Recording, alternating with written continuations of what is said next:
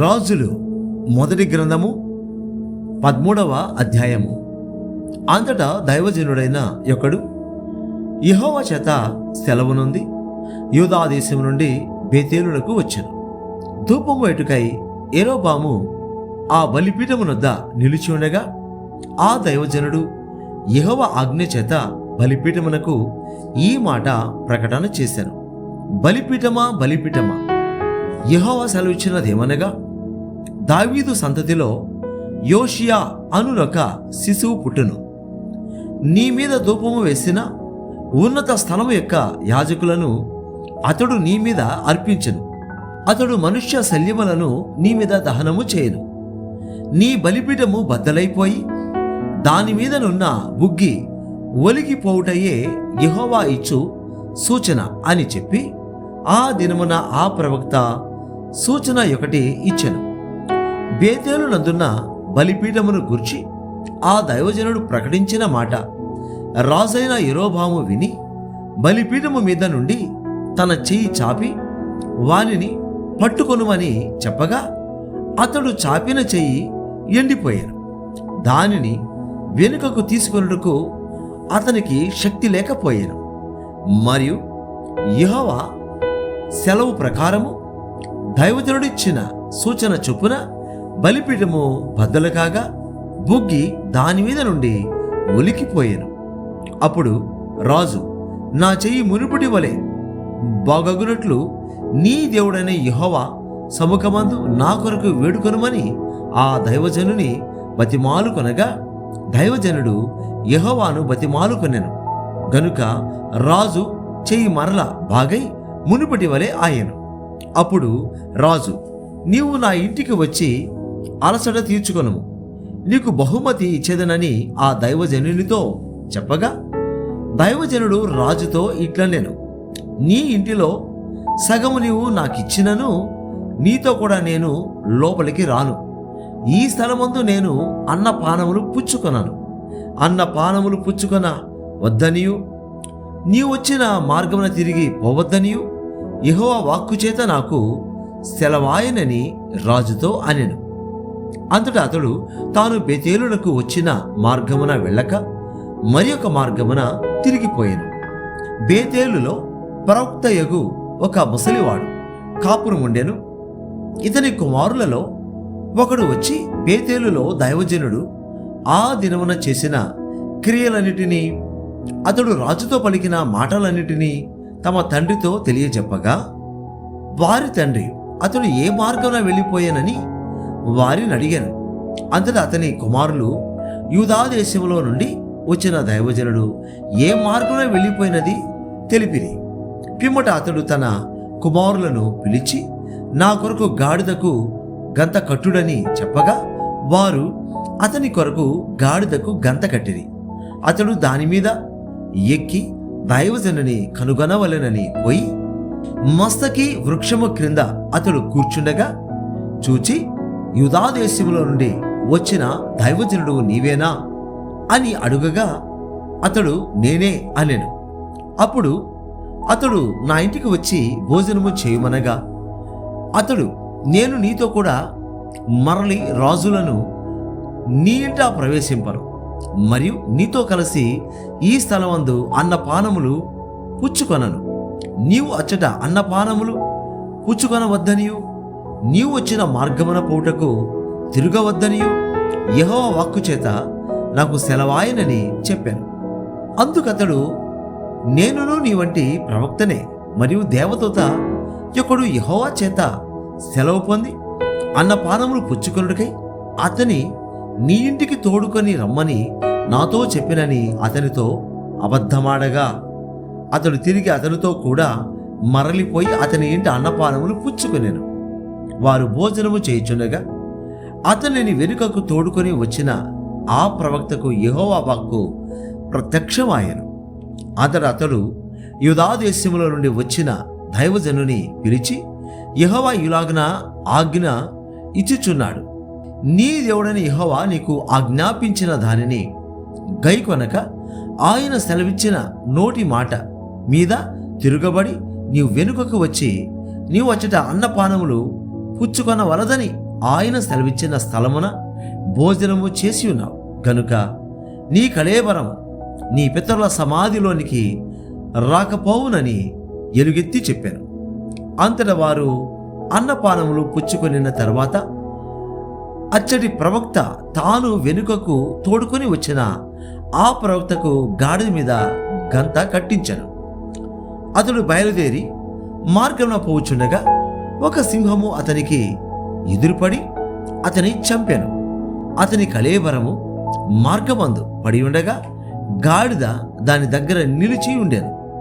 సింహమును శవము దగ్గర నిలిచి ఉండెను. కొందరు మనుషులు ఆ చోటికి వచ్చి శవము మార్గమందు పడి ఉండుటయు సింహము శవము దగ్గర నిలిచి ఉండుటయు చూచి ఆ ముసలి ప్రవక్త కాపురం ఉన్న పట్టణమునకు వచ్చి ఆ వర్తమానము తెలియజేసిరి. మార్గముల నుండి అతని తోడుకొని వచ్చిన ఆ ప్రవక్త ఆ వర్తమానము వినినప్పుడు యెహోవా మాటను ఆలకింపక తిరుగుబడిన దైవజనుడు ఇతడే. యెహోవా సింహమునకు అతను అప్పగించి ఉన్నాడు. యెహోవా సెలవిచ్చిన ప్రకారము అది అతని చీల్చి చంపెను అని పలికి తన కుమారులను పిలిచి గాడిదకు నా కొరకు గంత కట్టుడని చెప్పాను. వారు అతని కొరకు గంత కట్టినప్పుడు అతడు పోయి అతని శవము మార్గమందు పడి ఉండుటయు గాడిదయు సింహమును శవము దగ్గర నిలిచి ఉండుటయు సింహము గాడిదను చీల్చివేయక శవమును తినక ఉండుటయు చూచి దైవజనుని శవము ఎత్తి గాడిద మీద వేసుకొని తిరిగి వచ్చాను. ఈ ప్రకారము ఆ ముసలి ప్రవక్త అంగలార్చుటకును సమాధిలో శవమును పెట్టుటకును పట్టణమునకు వచ్చాను. అతడు తన సమాధిలో ఆ శవమును పెట్టగా జనులు కటకట నా సహోదరుడా అని ఏడ్చిరి.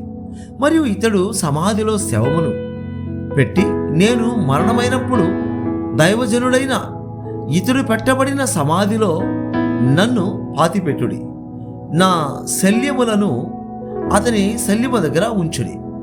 యెహోవా మాటను బట్టి బేతేలులోనున్న బలిపీఠమునకు విరోధముగాను షోమ్రోను పట్టణములోనున్న ఉన్నత స్థలములలోని మందిరములన్నిటికీ విరోధముగాను అతడు ప్రకటించినది అవశ్యముగా సంభవించునని తన కుమారులతో చెప్పాను.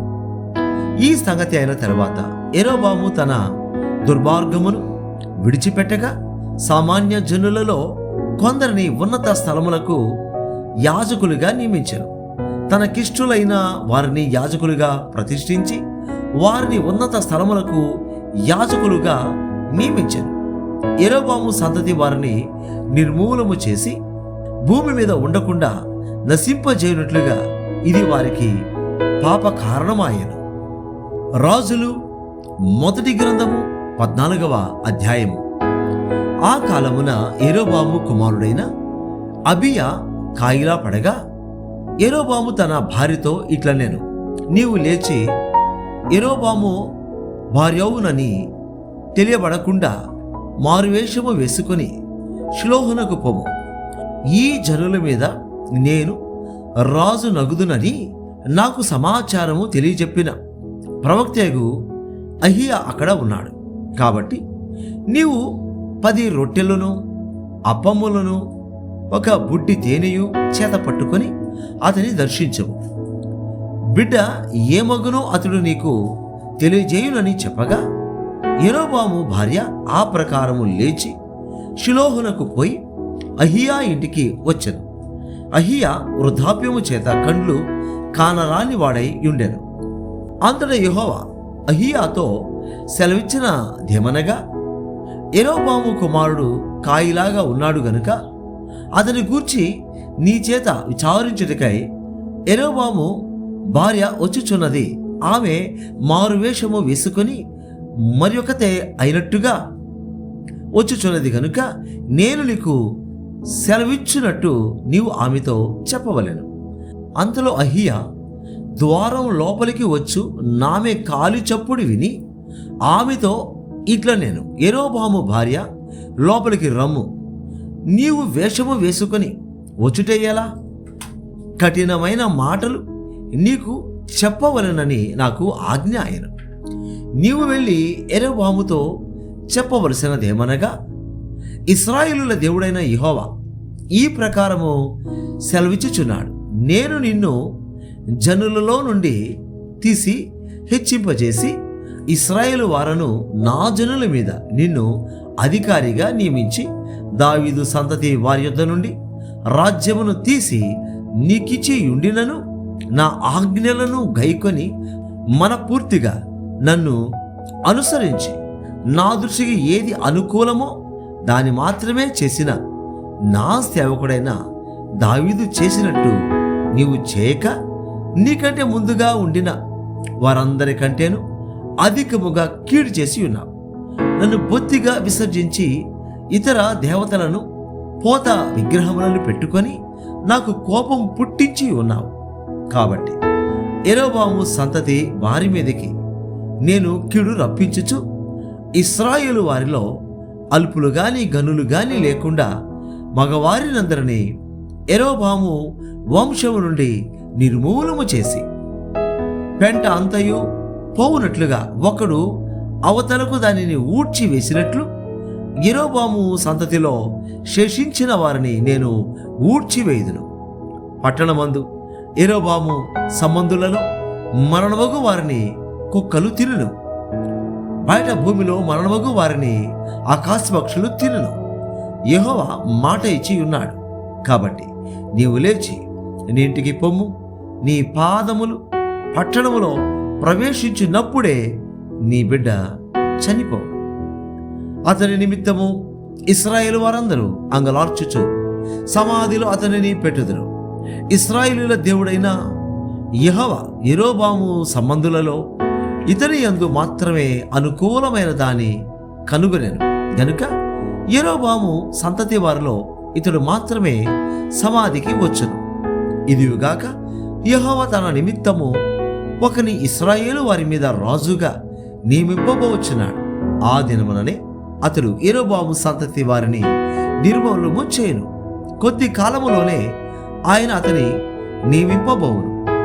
ఇశ్రాయేలు వారు దేవతాస్తంభములను నిలిపి యెహోవాకు కోపము పుట్టించి ఉన్నారు గనుక నీటి యందు రెల్లు అలాడునట్లు యెహోవా ఇశ్రాయేలు వారిని మొత్తి ఒకడు వేరును పెళ్లగించినట్లు వారి పితరులకు తాను ఇచ్చిన ఈ మంచి దేశములో నుండి వారిని పెళ్లగించి వారిని యూఫ్రటీసు నది అవతలకు చెదరగొట్టును. మరియు తానే పాపము చేసి ఇశ్రాయేలు వారు పాపము చేటుకై కారకుడైన యెరొబోము పాపములను బట్టి ఆయన ఇశ్రాయేలు వారిని అప్పగింపబోచున్నాడు. అప్పుడు యెరొబోము భార్య లేచి వెళ్ళిపోయి తిర్సా పట్టణమునకు వచ్చెను. ఆమె లోగిటి ద్వారపు గడప యొద్దకు రాగానే ఆ చిన్నవాడు చనిపోయాడు. జనులు అతనిని సమాధిలో పెట్టి యెహోవా తన సేవకుడైన ప్రవక్తయగు అహియా ద్వారా సెలవిచ్చిన ప్రకారముగా ఇశ్రాయేలు వారందరూ అతని కొరకు అంగలార్చిరి. యెరొబోము చేసిన ఇతర కార్యములను గూర్చి, అతడు జరిగించిన యుద్ధములను గూర్చి, ప్రభుత్వములను గూర్చి ఇశ్రాయేలు వారి రాజుల వృత్తాంతముల గ్రంథమందు వ్రాయబడి ఉన్నది. యెరొబోము ఏలిన దినములు 22 సంవత్సరములు. అతడు తన పితరులతో కూడా నిద్రించగా అతనికి మారుగా అతని కుమారుడైన నాదాబు రాజాయను. యూదా దేశమందు సొలొమోను కుమారుడైన రెహబాము ఏలుచుండెను. రెహబాము 41 సంవత్సరముల వాడైనప్పుడు ఏలనారంభించెను. తన నామము నుంచుటకై ఇశ్రాయేలుల గోత్రములన్నిటిలో నుండి యెహోవా కోరుకొనిన యెరూషలేమును పట్టణమందు అతడు 17 సంవత్సరములు ఏలెను. అతని తల్లి అమ్మోనీయురాలు, ఆమె పేరు నయమా. యూదావారు యెహోవా దృష్టికి చెడు చేసి తమ పితరులు చేసిన దానంతటిని మించినట్లుగా పాపము చేయుచు ఆయనకు రోషము పుట్టించిరి. ఎట్లనగా వారును ఎత్తైన ప్రతి పర్వతం మీదను పచ్చని ప్రతి వృక్షము క్రిందను బలిపీఠములను కట్టి విగ్రహములను నిలిపి దేవతాస్తంభములను ఉంచిరి. మరియు పురుషగాములు సహా దేశమందుండిరి. ఇశ్రాయేలుల ఎదుట నిలవకుండా యెహోవా వెళ్ళగొట్టిన జనులు చేయు హేయక్రియల ప్రకారముగా యూదావారును చేయుచూ వచ్చిరి. రాజైన రెహబాము యొక్క 5వ సంవత్సరమందు ఐగుప్తు రాజైన షీషకు యెరూషలేము మీదికి వచ్చి యెహోవా మందిరపు ఖజానాలోని పదార్థములను, రాజనగరి యొక్క ఖజానాలోని పదార్థములను ఎత్తుకొని పోయాను. అతడు సమస్తమును ఎత్తుకొని పోయాను. సొలొమోను చేయించిన బంగారపు ఢాళ్లను అతడు ఎత్తుకొని పోయాను. రాజైన రెహబాము వీటికి మారుగా ఇత్తడి డాళ్లను చేయించి రాజనగరు ద్వారపాలకులైన తన దేహ సంరక్షకుల అధిపతుల వశము చేశాను. రాజు యెహోవా మందిరమునకు వెళ్ళినప్పుడల్లా రాజదేహ సంరక్షకులు వాటిని మోసుకొని పోయి అతడు తిరిగి రాగా వాటిని తమ గదిలో ఉంచిరి. రెహబాము చేసిన ఇతర కార్యములను గూర్చి, అతడు చేసిన వాటన్నిటిని గూర్చి యూదారాజుల యొక్క వృత్తాంతముల గ్రంథమందు వ్రాయబడి ఉన్నది. వారు బ్రతికినంత కాలము రెహబామునకును యరొబామునకును యుద్ధము జరుగుచుండెను. రెహబాము తన పితరులతో కూడా నిద్రించి దావీదు పురమందున్న తన పితరుల సమాధిలో పాతిపెట్టబడెను. అతని తల్లి నయమాయును ఒక అమోనీయురాలు. అతని కుమారుడైన అబియాము అతనికి మారుగా రాజాయెను.